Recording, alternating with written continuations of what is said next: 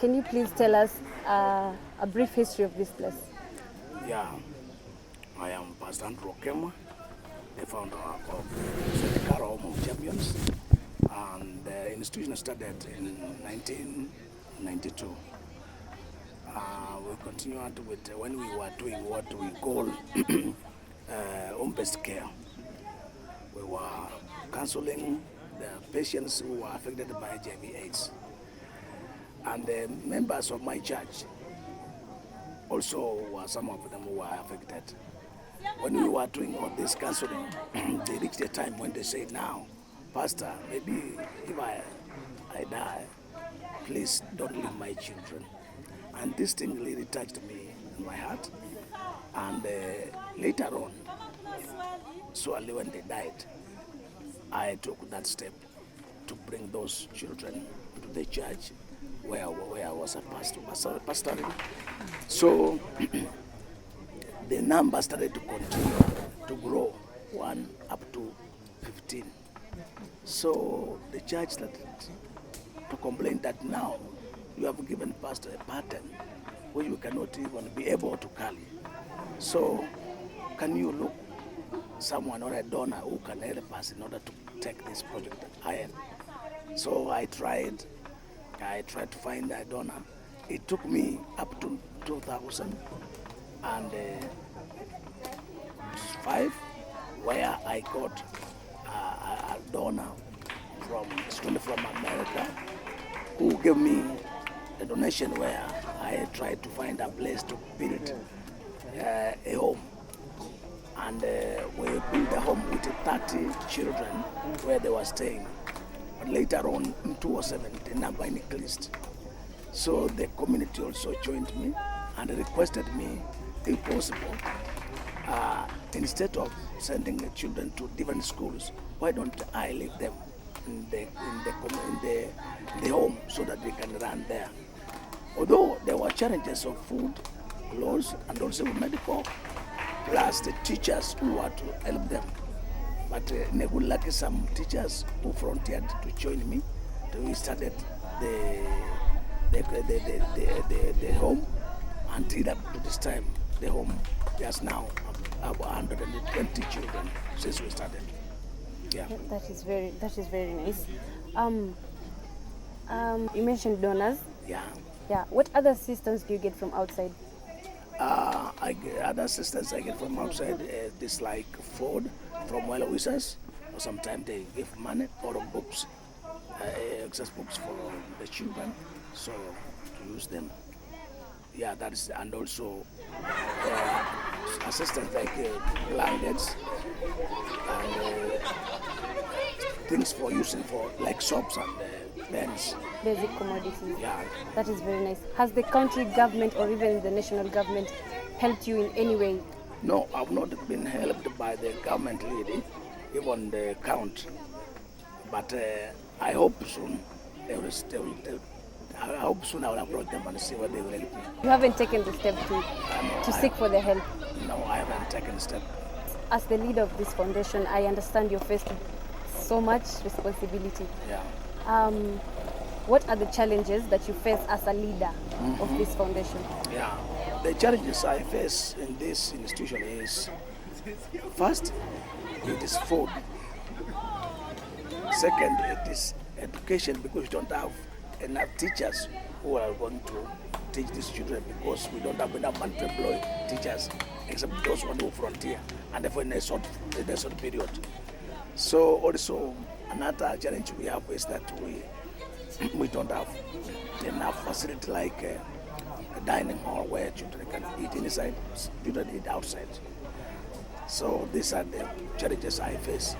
Most like children, sometimes they become sick, and we don't have transporters to take them to hospital like Kisii General Hospital. It gives us a problem as a leader to see this that they have met this medication for their lives. Nice.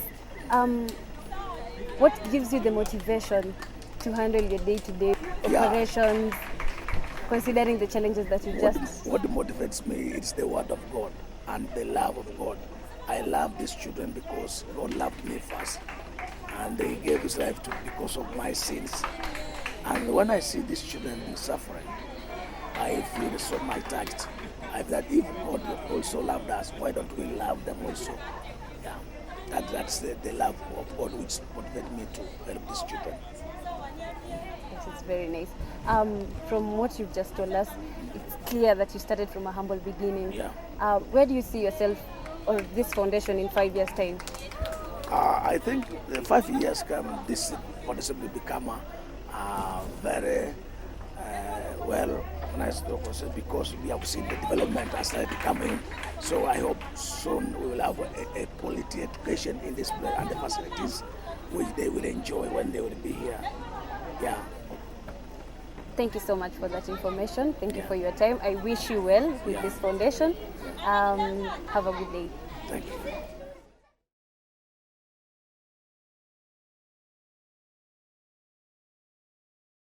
Jumamosi ya tarehe 12 mwezi Mei mwaka 2017 nipo hapa katika kiambo cha shule ya St.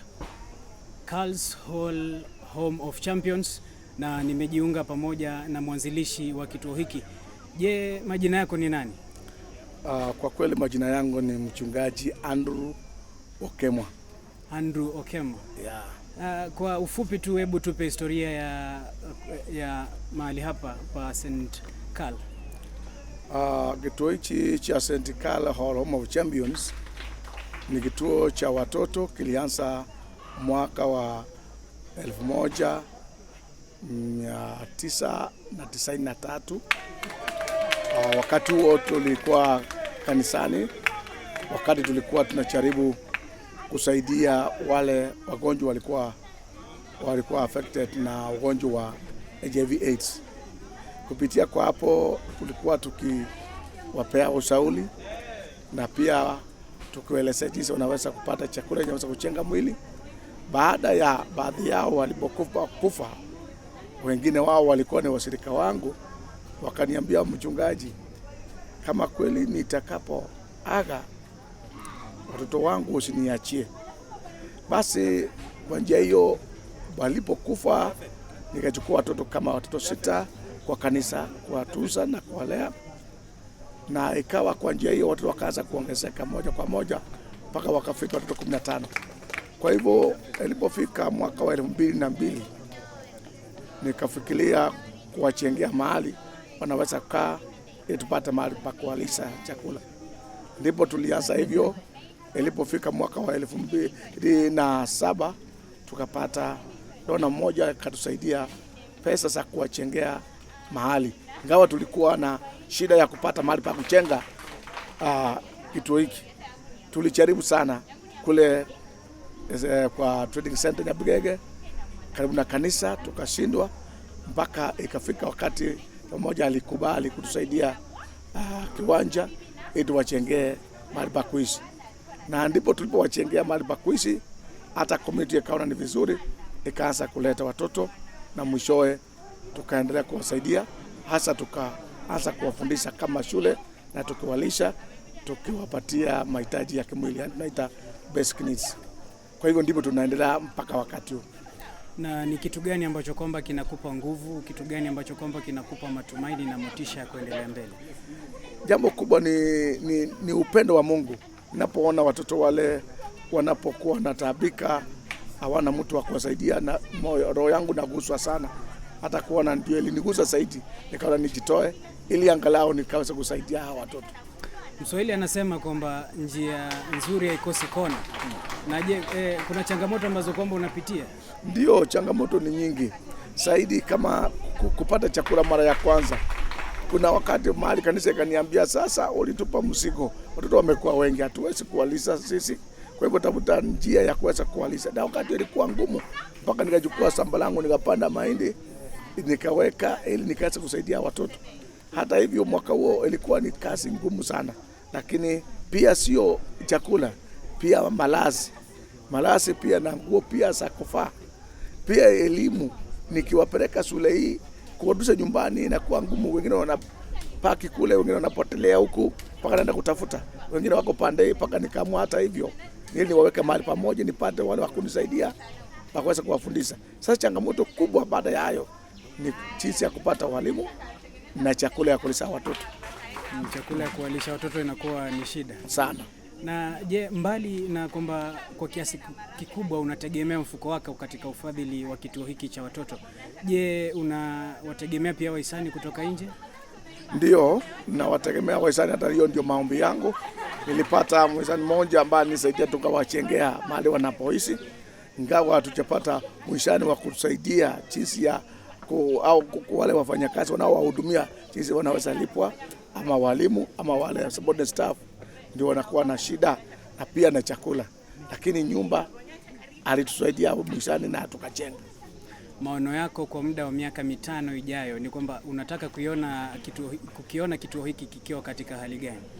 Maono yangu ni kwamba nataka kuona kituo hiki kikiwa kituo mahali basuli pa watoto wanapata quality education, na pia kinaweza kukua hata kifika hata sekondari, ili wakimaliza kutoka wanaweza kuendelea na masomo hata wakatoka wakaingia hata university.